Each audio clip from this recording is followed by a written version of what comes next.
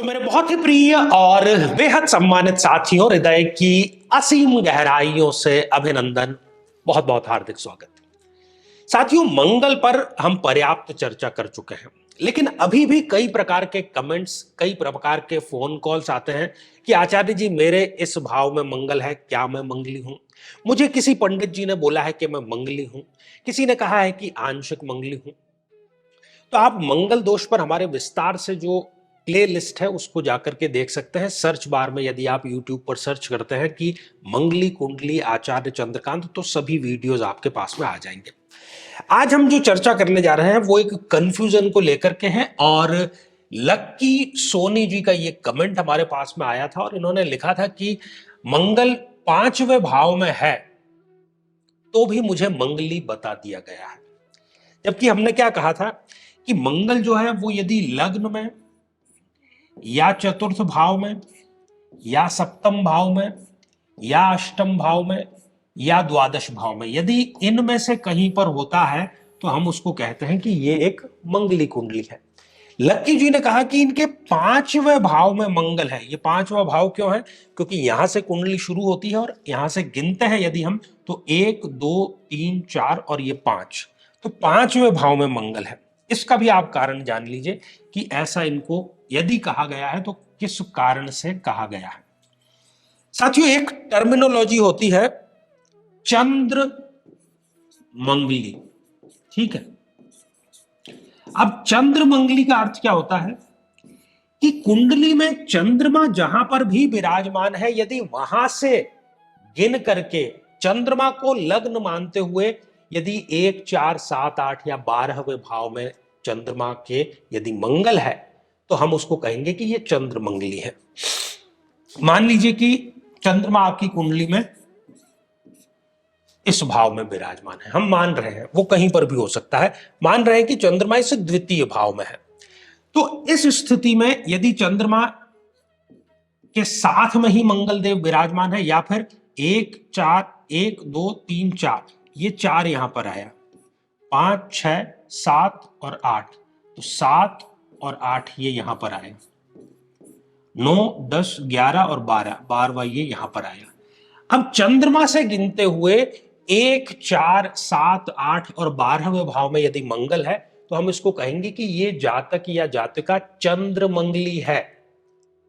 और ऐसा ही शायद इनके साथ में हुआ होगा, क्योंकि ये चंद्रमा से गिनने पर चौथे नंबर पर यहां पर पंचम भाव में मंगल विराजमान है।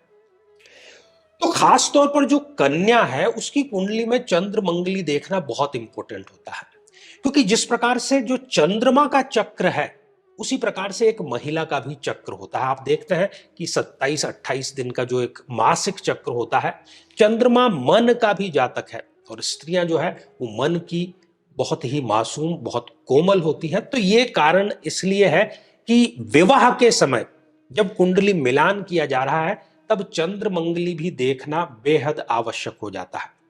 यदि चंद्र मंगली है तो मंगल कई प्रकार से रक्त का विकार भी दे सकता है, मन का विकार भी दे सकता है, किसी प्रकार का गुप्त रोग जो है वो भी दे सकता है।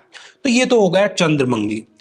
अब इसी प्रकार से यदि हम शुक्र मंगली की बात करें, क्योंकि शुक्र मंगली को भी विवाह में एक प्रकार से बाधा माना जाता है, और जब भी हम मिलान करते हैं तब शुक्र लग्न से भी मंगल को देखा जाता है। ठीक इसी प्रकार से हम इसको भी समझ सकते हैं कि मान लीजिए कि किसी कुंडली में शुक्र देव यहां विराजमान है, या वो जहां कहीं भी विराजमान हो, या तो उनके साथ ही मंगल है, या उनसे चतुर्थ भाव में मंगल है, या उनसे सप्तम भाव में मंगल है, या उनसे अष्टम भाव में मंगल है, या उनसे द्वादश भाव में मंगल है, तो हम क्या कहेंगे कि ये कुंडली हो गई एक शुक्र मंगली कुंडली। और शुक्र मंगली जो है उसका भी मिलान बहुत आवश्यक है विवाह में, क्योंकि शुक्र स्वयं विवाह का कारक है, शारीरिक संबंधों का कारक है, शारीरिक सुख का कारक है, हर प्रकार के भौतिक सुख का कारक है। इसलिए विवाह से निमित्त जब भी कुंडली मिलान करते हैं तो इस प्रकार का मिलान जो है वो बेहद आवश्यक हो जाता है। तो साथियों, मैं समझता हूं कि चंद्र मंगली को लेकर के, शुक्र मंगली को लेकर के आपकी जो जिज्ञासा है वो जरूर शांत हो गई होगी। इस आज के एपिसोड को समाप्त करें उससे पहले दो महत्वपूर्ण सूचनाएं हैं आप लोगों के लिए कि हमारे जोधपुर कार्यालय में हम प्रतिदिन सायंकाल 5 बजे समस्या समाधान शिविर और आध्यात्मिक चर्चा का आयोजन करते हैं, जो कि पूर्ण रूप से ऑफलाइन होता है। यदि आप इसमें भाग लेना चाहें तो आप नंबर पर जो दिए जा रहे हैं उस पर संपर्क कर सकते हैं। और यदि आप भी चाहते हैं कि आपकी कुंडली का सूक्ष्म विश्लेषण हो, समस्या का समाधान हो, क्या उसकी जड़ है उस तक पहुंचा जाए, तो आने वाले समय में मैं स्वयं इन शहरों में उपस्थित रहूंगा। आप पर्सनल अपॉइंटमेंट लेकर के मिल सकते हैं या फिर आप टेलीफोनिकली भी हमसे जुड़ सकते हैं। तो आज के लिए केवल इतना ही, और इसी मंगल कामना के साथ में कि आप सभी स्वस्थ, समृद्ध और शांतिपूर्वक जीवन व्यतीत करें। नमस्कार।